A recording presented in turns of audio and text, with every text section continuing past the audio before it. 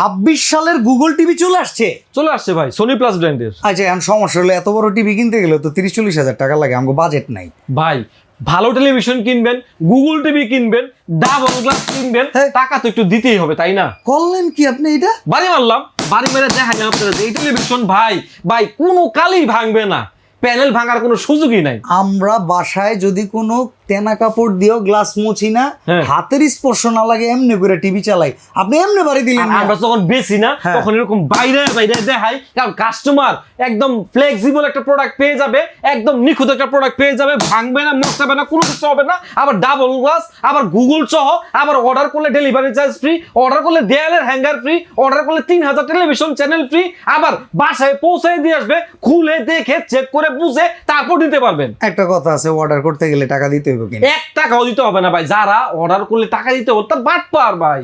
আচ্ছা এখন বলেন ওয়ারেন্টি গ্যারান্টি কি? 1 বছরের প্যানেলের রিপ্লেসমেন্ট গ্যারান্টি, 1 বছরের পার্সেল রিপ্লেসমেন্ট গ্যারান্টি, আর মাই ইলেকট্রিক্যাল 12 বছরের সার্ভিস ওয়ারেন্টি। প্রাইস যেটা বলছিলেন সেটা রাখবো নাকি? ওই 32 এর দামে না একটা অফার দিবেন কইছিলেন ভাই। আজকে এই যে 32 ইঞ্চি টিভি দেখতে পাচ্ছেন, একটা গুগল টিভি কিনতে গেলে 26-27 হাজার টাকা লাগে, আপনি বলছিলেন 40-50 হাজার টাকা, সব বাদ এই 32 এর দামে দিয়ে দিচ্ছে হচ্ছে 43 ইঞ্চি টিভি মাত্র 26 হাজার টাকা। 26,000 টাকায় শিওর ভাই, আরো 2000 টাকা ডিসকাউন্ট এই ঈদ উপলক্ষে ভাই, ঈদে যারা অর্ডার করবে মাত্র 24 হাজার টাকা, শুধুমাত্র প্রবাসী ভাইদের জন্য।